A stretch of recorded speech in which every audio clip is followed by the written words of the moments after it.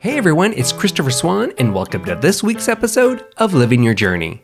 I have the amazing opportunity to chat with people that love what they do in life.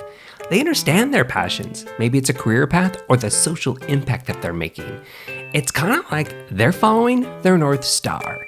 Even though their story may change, they understand that they're on their journey every day. This week I chat with Danika O'Leary. We talk about the amazing social impact she's making. So Danika uses her skills as a hairstylist to provide haircuts to people that are homeless. And now almost 6 years later, she hosts regular events in Northern California and provides a lot more than haircuts. In fact, events typically offer meals, resources like hygiene packs and clothing, nail service, and even help with resumes and finding employment. And this is all in her spare time because she has 2 jobs. During our conversation, we talk about how it all started, memorable moments, challenges she faces as the event grows, and most importantly, why she does it. I love Danika's story, and it hit home for me, especially since this is happening in my area. So after our conversation, I did a quick Google search and realized that a few other stylists in the world have been doing something similar. It's an amazing trend. But I also see it's not as easy to find out how to get involved. So back to my conversation with Danika, you'll hear us chat about her need for basic online resources to keep people informed. So Accidental Information has decided to build and sponsor a website for Danika's cause to make it a lot easier for anyone to get involved and find out more. And we're so happy to do it. The new website is haircutsforthehomeless.info. After the episode, please check out the site or accidentalinformation.com and we'll have all the connections to everything you want to know. Okay, here's our conversation. Danika, thanks for being on the show. It's so good to meet you and actually to have you here to talk about your whole world. Well, thanks for having me. So, I can't wait to talk to you about the social impact because I know that, we've chatted just a little bit about this and I've seen you obviously in the news and I've seen you in some shows. I just watched a YouTube video of you the other day. Oh, no. It was good. It was a talk show that you had done. Oh, The Real. Yeah. Yeah. I had so much fun with those ladies. Fun? Yes. It looked fun. I mean, they just looked fun. I didn't know who they were, but it looked fun. Yeah. I think I'd only seen 1 or 2 episodes before I got called to the show. Oh. So I'm like, oh, wait. How do they know about me? Okay, I went on and I talked to each of them for maybe a minute. And I was so kind of starstruck that I was like, what do I say? And we're definitely polar opposites as far as looks go. Yeah, I could see that a little bit. But that's a nice mix up because I even thought watching that was, well, good for them. I'm glad that they don't just stick to this type because that would seem weird to me. It was more about a real story, a real person doing something good. Yes, and they all seemed really genuine. They were all sweet. Even after the recorders were off, they were the same way. The same way. Where are they based at? Out in Are they Burbank? Oh, okay. Yes, so the they're Warner in Los Brothers. Angeles. Yes. They're on the lot over there? Okay, yeah. I live down the street from that. Which was so cool. I was like, oh my God, I want to go all over the place. Well, we can arrange that for you now. Don't tell me that. I do know people over there. Oh gosh, that's so scary. Well, for our listeners, I'm not going to do a full introduction of you because I think I want you to do a little bit of that yourself. But what I want listeners to really know is that I wanted you on the show because of this just kind of amazing work that you've been doing. And this isn't new. You've been doing it for quite a few years, I believe, actually. 4, 5? 4 up here in the area, but almost 6 in general. Let's say the last 2-3 years has kind of, I don't want to say gotten out of hand. It's gotten way bigger than just me and my shears walking around San Francisco or Oakland or just, hey, do you want a haircut? You look like you're having a bad day.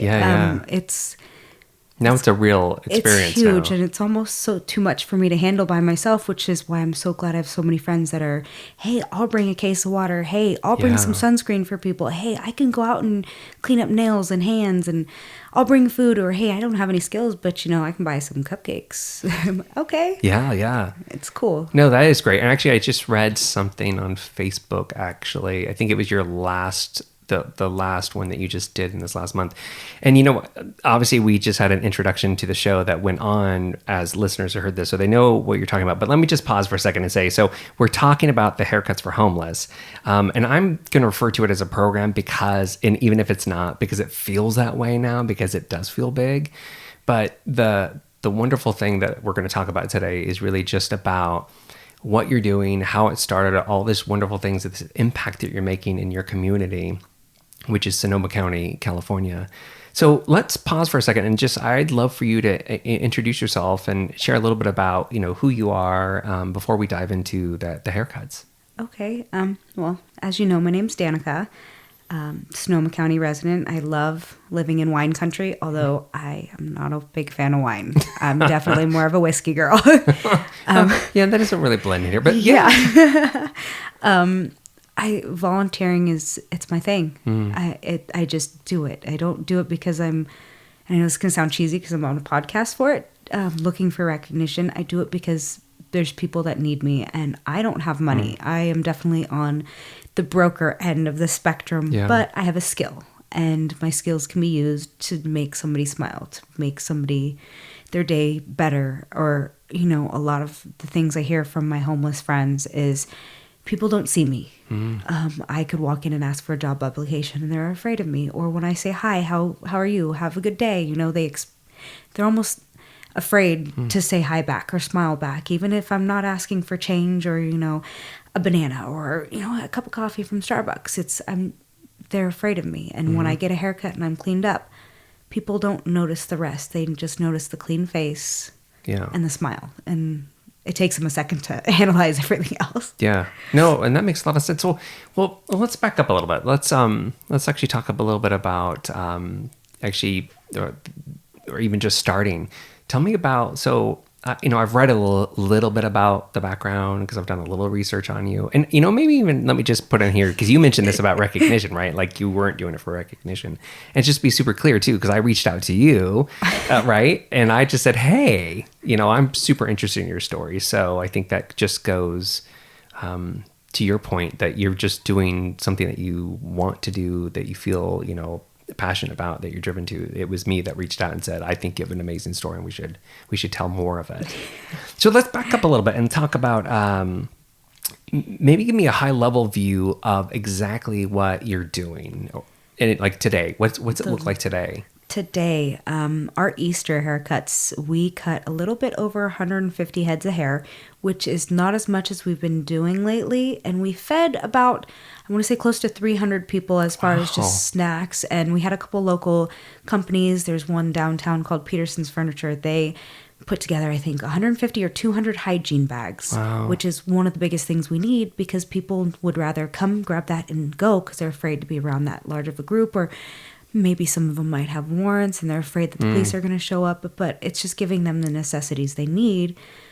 So we were able to hand out, I believe, almost 400 of those, and then just snack foods and breakfast foods. Whereas like the Thanksgiving one we did this last fall, we cut just shy, I believe, of 200 heads of hair, fed somewhere along the lines. And that's in one day, right? Yeah.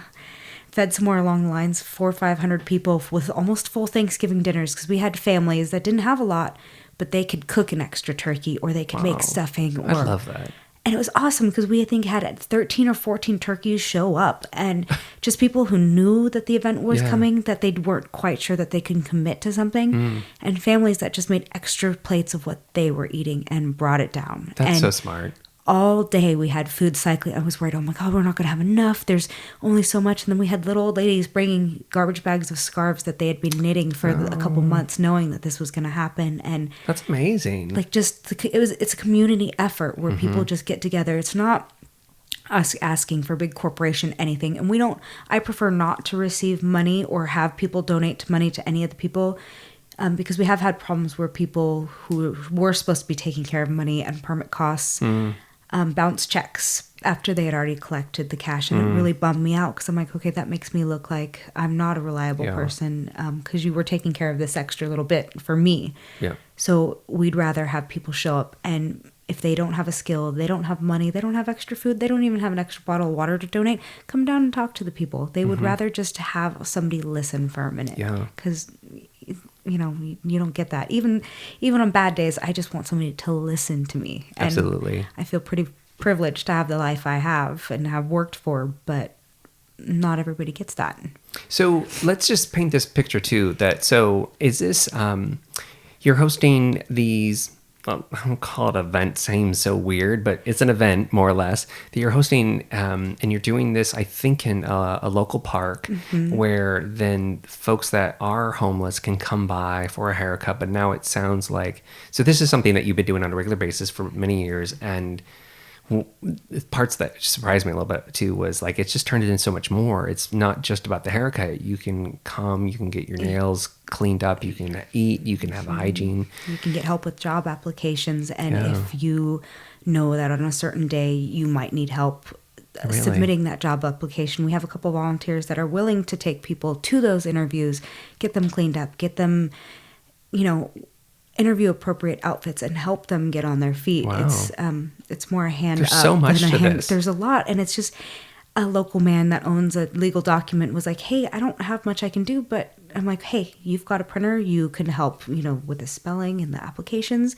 If you know any local businesses that might be hiring, either lower end jobs, lower skills, something that people can build onto, grab some applications. Let's get them filled out. And I believe as of Easter, we got almost 10 people hired at random places, whether it be Target, Friedman Brothers. Wow. I think one person got a job at Home Depot, and I saw a lady, and as much as I hate to say I go to Taco Bell, she's like started crying when she saw me pull up to the window. I'm like, are you okay? Are you having a bad day? And I didn't recognize her at all. She's like, I had the little girl in the stroller, and you cut my hair, my daughter's hair. She's like, I was living at the shelter after I ran away from my ex-husband. You helped me get this job, and you gave me a haircut, and you even washed my hair at the salon one day when I just didn't have anywhere to take a shower. And she's all, you got me this job. She's all, now I'm on my own with my kid. And I started crying, like, I don't even want the quesadilla anymore. Oh, well, that's so great. But that's why I do it. It's almost, I don't want to say it's selfish, but it is. Because it makes me feel good that I'm a human helping another human. Why did you start it initially? Because it's kind of an accident. Because I'm curious about, so tell me a little bit about how it started, how it began. So, like we were talking about music, as many concerts as I can get to, as many different genres and artists as I can get to, I go. I'm a huge Dropkick Murphys fan, huge Slayer fan, but on the same That'll get the character out. And then I didn't get Slayer. I didn't get that from you. No, but but on the same day or the same, let's say, playlist on my iPhone, I've got more country music than I know what to do with, because that's more of what I listen to. Oh, okay. So I was actually downtown San Francisco, kind of in the TL, waiting for Dropkick Murphys to come on. I left way too early because I wanted to go to my favorite restaurant in San Rafael, eat some Puerto Rican food, and then spend, a couple hours on Haight Street or doing whatever. Sure. I lost my wallet. I had my ticket in my pocket and $50 on me because I always put just a little bit of cash just in case. Yeah. Don't rob me. I'm just kidding. And this lady just looked so depressed. She was sitting out in front of the Warfield and kind of on the side.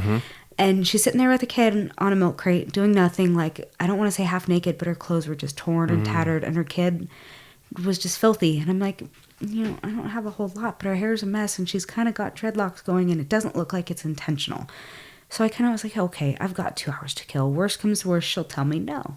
So I'm like, you look like you're having a bad day. And I walked up to her. I gave her a soda that I'd just gotten for myself, which I probably didn't need. And I'm like, would you like a haircut? And she's looked at me like I was the craziest person in the world. I'm like, no, this is what I do for work. And it makes me feel good when I get my hair cut. So you're having a bad day. Can I cut your hair? Can I clean it up for you?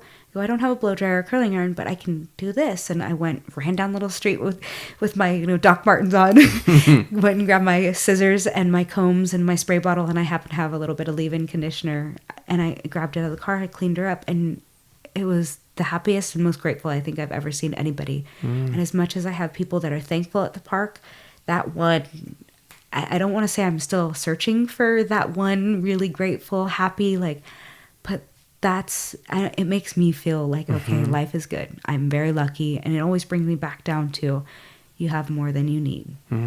Were you just it's so literally you were just walking down the street and I was saw just her, killing- and that's so what transpired from that point to, like, obviously there's a whole bunch in between, but what turned into, hey, let me start doing this in home in my neighborhood and at a park, and what is that? Well, I was still like, traveling around doing little ones here and there when I was ever any places if people would let me. But I kept searching for that really feel good moment that I had had, and I loved it. And every time I got it, I just wanted to do it. I did get my stuff stolen a couple times out in San Francisco, and I was like, okay, I need to be closer. I can't have my $500 pair of shears that I saved so hard to get, and my clippers that I really need so I can make more money later stolen again. And I was like, let's just stay up in Santa Rosa. And I linked up with some friends who work for the Redwood Gospel Mission. They don't anymore. And I started helping here. And I was like, okay, here and there they have little events, but they end up being on days that I can't go because they're either my busiest days at the salon or it's in the middle of the week. And, I was working at the hospital. So drawing blood, I can't just take off to go not make money. Right. You gotta survive as well. Yeah. And I gotta make ends meet. And I just kept doing that. And then I kind of was like, as much as I like helping the gospel mission, I don't like the strings attached to a lot of the religion stuff, and to each their own. I'm Catholic, but I don't like the requirements of people getting help there. And I don't think it's fair. I love what they do, but a lot of the people that I was seeing at the park when I was helping, they don't go to those events because they don't want to follow the strings and, you have to do this and so many days sobriety and so much of this. And that makes sense to me, though, because it's not really about, because it's not about that religion specifically, right? It's really around, like, you just don't want limitations for these folks. You want to be able to help whoever, whoever can strings. If they need it, they need it. I mean, and we do have quite a few people that don't need it that show up, but that's not my place to judge their position they're in. I did get a little angry the last time. A woman who actually works in a hair salon came and got her hair cut for free and then didn't tell us that she wasn't homeless and that she actually made really good money. And that kind of like, I felt myself getting redder and redder. Like, lady, seriously, this is for people who need it. And then I was thinking, maybe she was walking by at the time and maybe she did need it.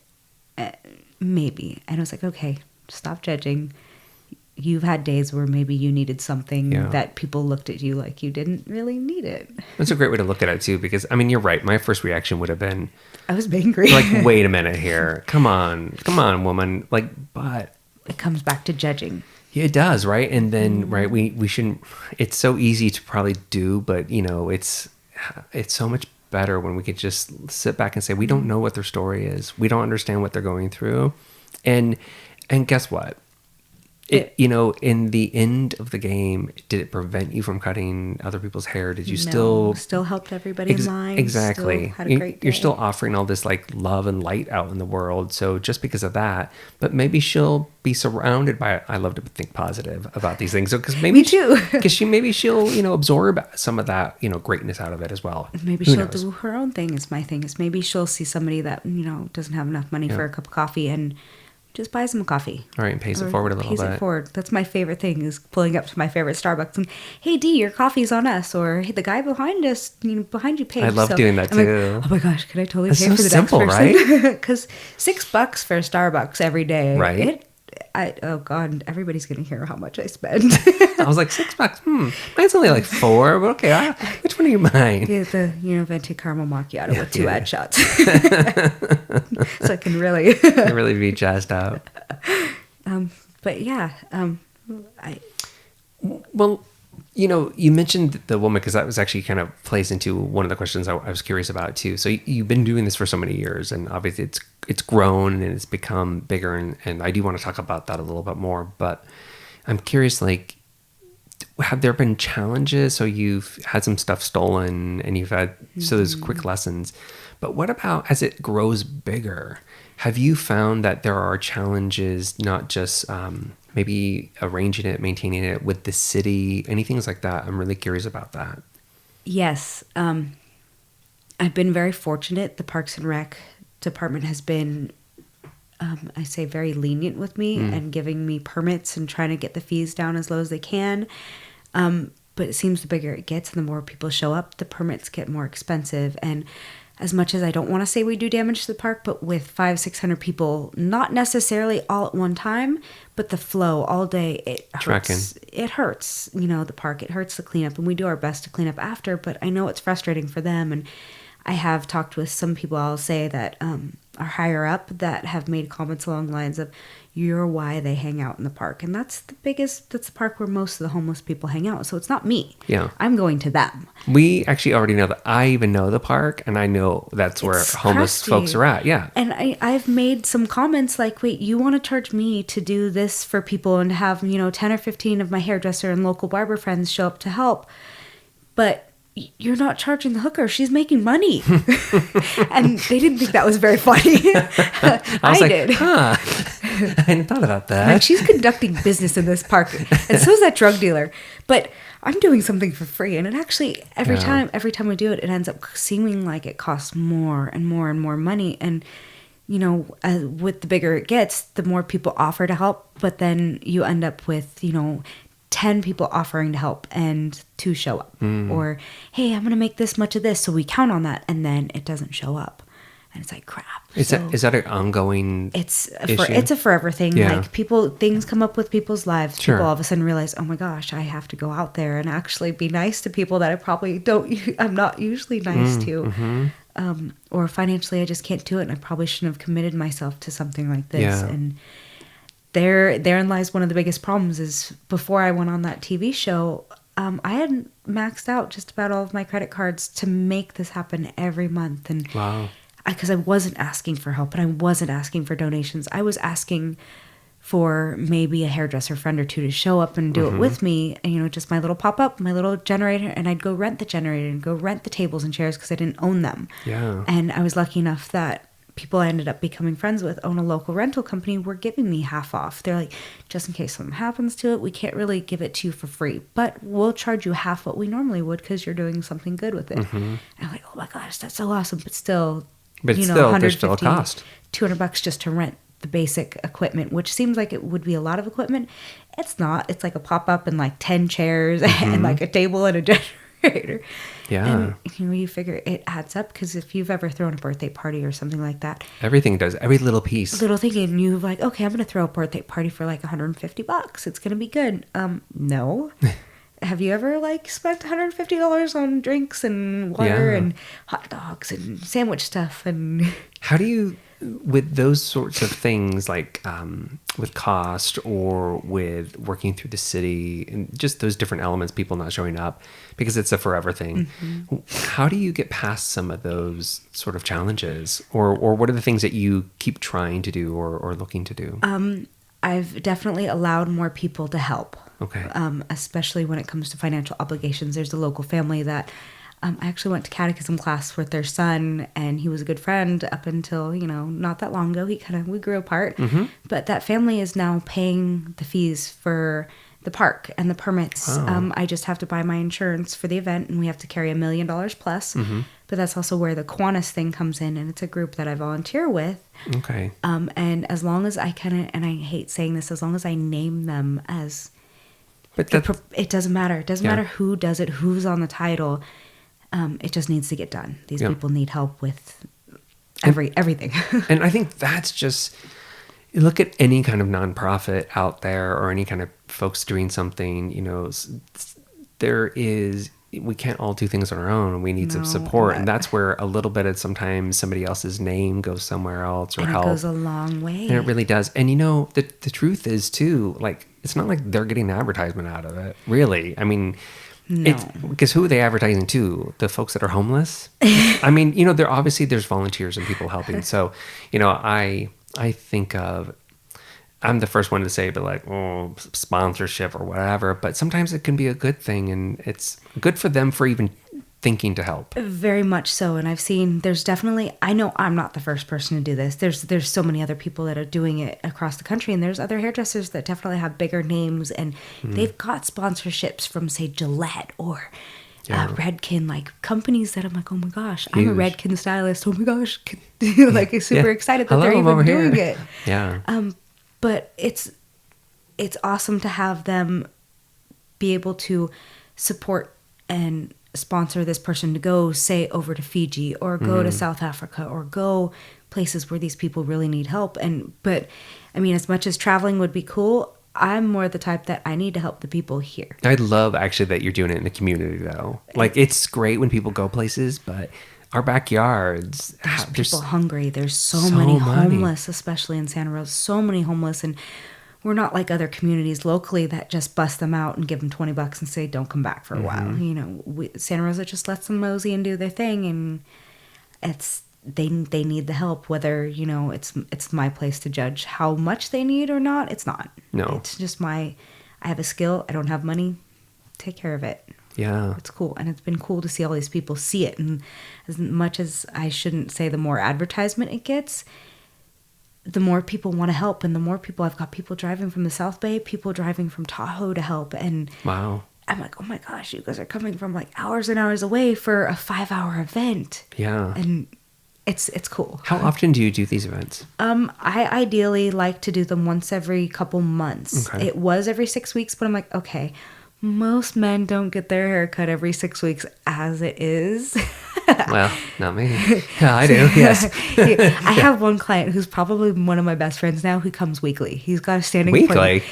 I feed him and I cut his hair and we sit and talk about like he's coming for the conversation. He might be, but he's also like a personal fitness coach and he's a vitamin coach and he's helped me lose a lot of weight. Yeah. Just by pointers and not judging. And I'm like, okay, weekly though. Weekly. I mean, he actually has hair to cut every week. Wow. I mean, I do crazy. get my hair cut like every 4 weeks, so but a weekly. But weekly. Oh, Cooper. That's so funny. He's gonna hear this it's a and little yell plug at me. for him now. That's hilarious. So, well, now that it's grown, you're doing it every couple months. You're getting more and more people. What's next for this? Is it just still going the way it is, or are you thinking about something different or bigger? I feel like it's grown out of control for just me and the people that help me. It's too much, and like having all of my supplies in my storage shed, we actually got most of them stolen in January. Wow. Somebody broke in and stole a generator, and not even my tools. My partner's tools were stolen out of there, but it was like so much stuff that I use. It's like, oh my gosh, what are you doing? You took this isn't even for me to play with for work. This is how I help people have less than you, and you're yeah. So it was a shocker, but I would like to see it do its own thing and have other people kind of take over it, so I can come in and I can do more hair cutting. I don't have to walk around and delegate and tell do people the administrative-ish sort of management. It's not fun me only doing 4 and 5 haircuts each time. I miss doing 20 haircuts in 6 hours, which sounds like a lot, but when most of the people just want their head buzzed or their face shaved really quick, it's a lot. And it feels so good to hear these people's stories and to have, I think last one we had something like 10 or 15 hairdressers. I think 5 or 6 of them were barbershop people from, Top Shelf Barber in Santa Rosa. Yeah. John he showed up with all his apprentices and their chairs and their own generators and plugs, and they just go, and these guys get like $50 haircuts. I love free. that. And I'm like, oh my gosh, I love these guys. It sounds almost like you need even just somebody like a volunteer who's really planner? good at really good at that and really good at the management aspect of it. Somebody to kind of help out, because it doesn't sound like you want to stop. I don't want to. You just want to be able to manage it really well. I don't want to stop by any means, and I wish I could do it more than what I do, but financially it's not feasible for me to work 40 hours, 50 hours a week at the lab and then do hair Saturdays and Sundays, 12 hours each day. Right. And then when do you squeeze this in as well? Yeah. And it's like, okay, it's actually creeping up. I would like to have one the weekend of my birthday, June 26th was the next one I wanted to do. And I'm like, okay, it's going to kind of be hot that weekend, but you figure most people kind of have that weekend off because it's 4th of July weekend in that area. Yeah. And I'm like, okay, let's get something done. Let's do something. And I planned that date probably 3 months ago before the last one even happened. And now it's creeping up. I'm like, I haven't done anything. I haven't gotten permits. I'm supposed to do this at the park, and I know I need to pick up another pop-up. And I'm like, what am I doing? You're being a slacker. And then all of a sudden, my brain gets pulled somewhere else. I'm like, wait, I've got work. Yeah, it does sound like you need some help over there, but it's almost so like a good problem to have, really. I mean, I know it's probably it's a tough, problem, but it's to think where you started in, walking by a woman one day to cutting her hair to how many people you were helping and feeding and giving supplies. Have you talked to anybody else in different areas that are doing a similar thing, like other stylists and different locations? There's another person that I actually went to beauty school with. His name is Dustin, and he does a lot of it down in the South. And he does he's focused his stuff. And he had a point a few months back of, okay, I get that you like helping everybody, but how about you focus it towards one group that may really need it? And the whole reason, I guess, one of the main reasons why I guess I started doing it for everybody was a good third of the population of homeless are veterans. And that kind of gets me because my sister was a corpsman. She just finished, I think, her 9th year, and she had a kid, and she wants to be done and be mommy and be a nurse. Yeah. And her husband's a corpsman, a dental corpsman, and a lot of our friends are. And I have more respect for teachers and military and fire and police than probably anybody else. And I probably need to check that a little bit because I do get a little bit of the crazy patriotic thing going, but it's close. It hits home for you. Yeah, and I know he does a lot of things for women who've been raped and rape crisis, and they're in homes and shelters, and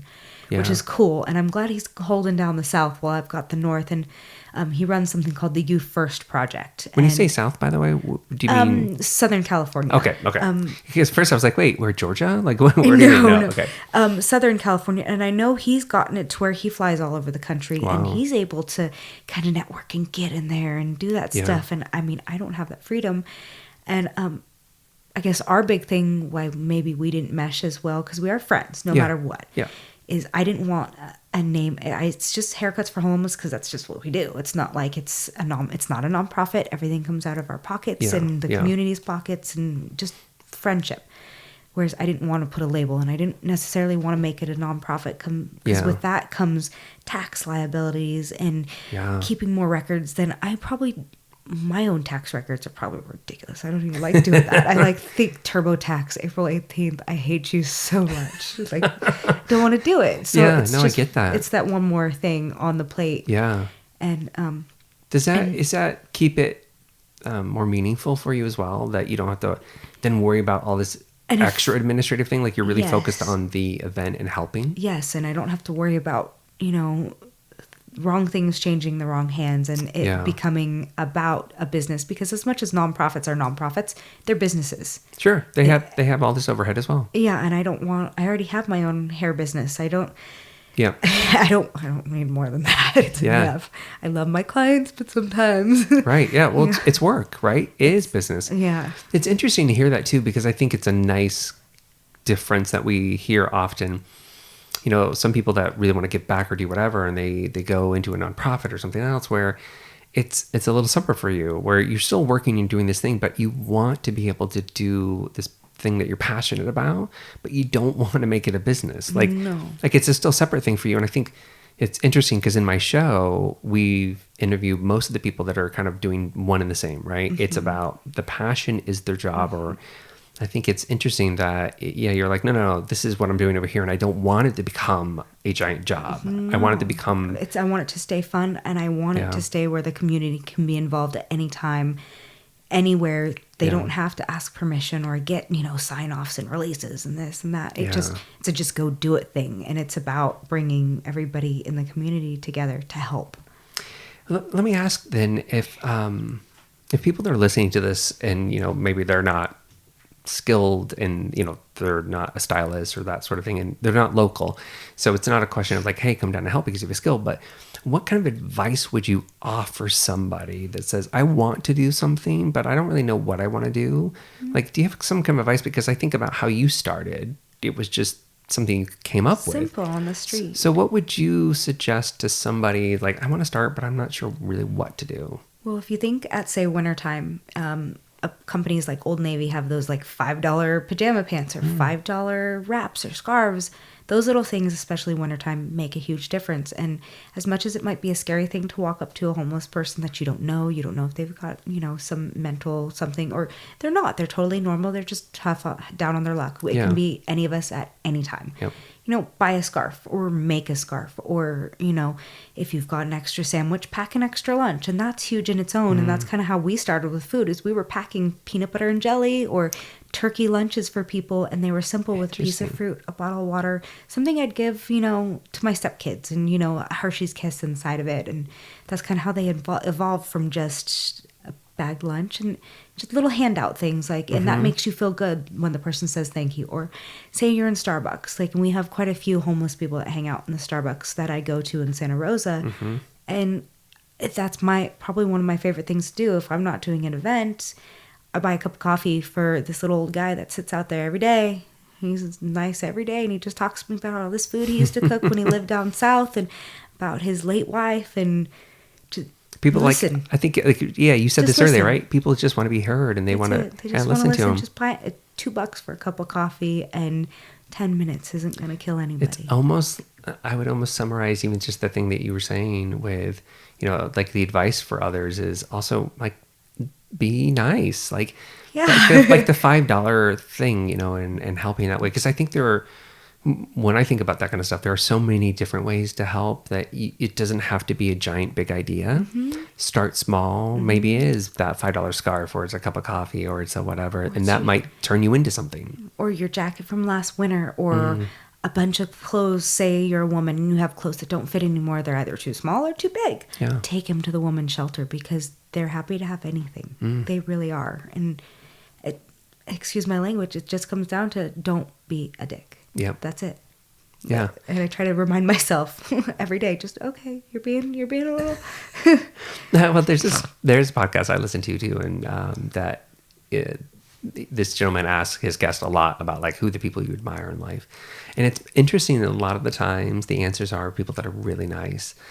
And nice, I think, gets overrated. It makes it sound like it's just kind of this cheesy sort of thing, but it's not. It's just helping your fellow person. That's all. And it can be in small or big ways. So I love that. That's it, because people either remember you for something you did terrible or something you did nice. And that one nice thing, as much as it sounds silly, will carry you almost as far as something bad. And I don't want to be remembered for a mistake I made, or something I said that maybe I shouldn't have said.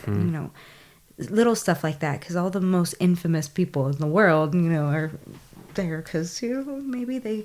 Yeah, they've done something terrible. But then you think about people she's probably not the best example, because she's a saint, Mother Teresa. It just starts with little things. That's it. So yeah, good point. Well, let's talk about your event then. The different events you have there.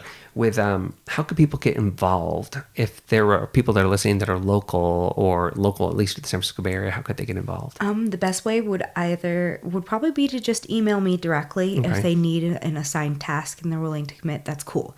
If you just want to show up, that's cool. But do you post anything online anywhere? I try to make Facebook groups, but a lot of times they get flagged. And I've noticed it gets flagged by people that either don't want the event happening in their neighborhood, which I understand. It's a little bit rough, but those people are already out there. They're already living there. You're not seeing them because you're used to them. You're used to them. But having them all congregate in one place kind of scares people. And there's no need for that. But Facebook definitely is huge for that. I flyer the hell out of Santa Rosa, and I pass out these little tiny tickets, and I usually take pictures of them. I've seen a picture of that. With my when I wasn't wearing makeup, I just put it over my eyeballs so you could see. It almost sounds like you need even just one static web page or something that has the info on it. I have no way I don't know how to do any of that. Super easy. Well, we'll talk. That Facebook group thing was hard enough. I could probably help you with that. That would be epic. Because if you could have one page that you could send people to just to be able to do that, that'd be great. So here's what we'll do on the show as it airs too. We'll include all the information and whatever we have. If it's your email, or by that time we have something easy we can point them to, we'll include that. So if there's local people that want to join, that would be awesome. That way you can manage that. So great, because my next option was to rent. I'm a huge Giants fan, so I was going to rent the billboard. Wow. Where they usually put birthday announcements, but it's kind of crazy expensive. I'm like, okay, well, maybe I don't need to reach 45,000 people today. You're going to need a much bigger park. I'm going to need another job, because two's not enough. I love your spirit, though, about all of this. I mean, talk about the enthusiasm. And listeners can't see this, but you're smiling ear to ear the whole time as you talk about this stuff. It's clear that you love it, even if there's a little problems or a little hassle on the way, your stuff has been stolen. It's still makes me happy. Like there's we need more of that. There's not many things that make me, I shouldn't say that make me happy. Yeah. But like this, it makes me happy. And as stressed out as I get up until the day it's happening, I'm like crying happy tears as it's happening. Cause I see a person go who's probably looks like they're 40 or 50 and their hair's cut and their beard's shaved and they get a fresh, clean outfit. They're 26, they're 27 and they went to Iraq and they just lost it and came home and they probably feel so differently now. They feel like a human again. And one of my buddies has been working at Target for almost a year now. And he went to Iraq and was like, oh my God, dude, you were this guy that looked like, you know, Tom Hanks on that island like with Castaway. Wilson. Yes. Yeah. I'm like, I didn't even know you were that young. That's crazy. That makes it real too. Just to think about, like this gentleman you're talking about, like, right, he's a war veteran and then he comes home and he sounds like he was homeless. He's my age. Like, and now he's a kid. I mean, I'm 30, but that's still a kid to me. Like, and a lot of my friends left when they were 17, 18, like just ran. Cause that's when, you know, a lot of this started was when we were in high school and we couldn't do anything till we were 17 or 18. And they're coming back and they're not the same people coming back and they don't quite know how to deal. Some of them do great, but some of them don't. Yeah. And those are the ones that I really want to help, is especially the young ones and the kids, the runaway kids that I see that, where's your mom? Like, I just want to like look at them and shake them and give them a hug and go, where's your mom? Yeah. Like, I don't get along with my mom sometimes, but my mom's always breathing down my neck. She's there. She's always there. She's always watching. She's actually probably listening. I was thinking maybe she'll be listening. I like to think so. That's awesome. Well, I love all this stuff that you're doing. And I think it's a great effort, and I hope you keep doing it. And we really will. And if anything, too, if I know that I can help you probably with a little website. I'm so excited. I can do that. But maybe we'll have some listeners too that maybe come up with some other ideas for you. So we'll see. Awesome. We'll pass it on. That would be great. So if people want to follow along with you, do you have any place online that you offer and say, hey, this is how you get in touch with me? Just my email, the danica.o'leary@yahoo.com. Okay. That's where I have anything that I'm safe with having. I mean, a lot of my personal life is on my Instagram, and I should probably make an Instagram page for it because I have my own, and I post stuff that's maybe funny to me and my friends, but is definitely offensive to other people. And I don't want people taking anything I put on there serious, like, oh my God, she's really mean. And you know, no, you're just having fun, of course. It's just fun, you know, just stupid stuff that just make me giggle. And as much as people want to say that some of that stuff doesn't make them laugh, come on, closed doors, everybody laughs at everybody else. And they probably shouldn't because it's not very nice, but it happens. Yeah, just life is funny. It is. Well, okay, we'll include your email and then we'll figure out before the show airs too, like what else we can include for you. Yeah, maybe I should just make an Instagram because I put more on there than I do Facebook because Instagram's just pictures and I'd rather just picture. It's easy. Yeah, it is easy. I'm not tech savvy like this whole iPhone thing. That's why I haven't changed my iPhones and it's just stuck with the same thing forever. Too much work. Because if I go to Droid, my head's gonna explode again. Tried it for 8 days, not doing it again. Yeah. Well, this is great. Thanks for, I know, even just me reaching out and for you saying yes. And hopefully we, reach some individuals that are inspired by this. So thank you for coming by and talking about it. Thank you for having me. I can't believe I actually had that much to talk about. I was worried that I'm like, what do I talk about? But just stuff you do every day is what it probably feels like to you. Yeah, it's just, daily. It's just, But I think for everybody else, it can be inspiring, and it's also to see like just you pick up a pair of scissors and you go help somebody out, and there's so much intent in that. I think a word I really love is intentional. You're doing things with intention, and you're being intentional with your action. So if we leave anything with this episode today is go be intentional, and look at the links below because, or in the show notes because we'll have some ways to get in touch with you. Yeah, just put on your cowboy boots, let your tattoos hang out, and do your thing. And come out. Well, thanks so much. I appreciate it. Thanks for the show. Thank you.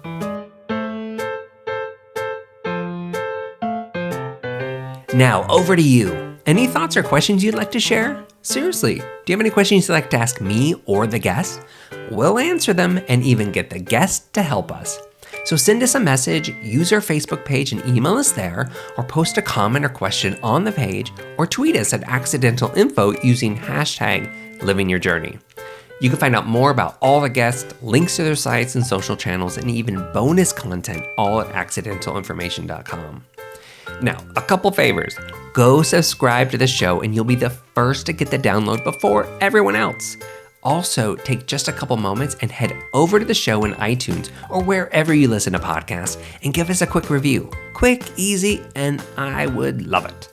This totally supports us and it helps me bring in interesting guests each week and keeps the show going. Also, I love to read them and see what you guys are really thinking.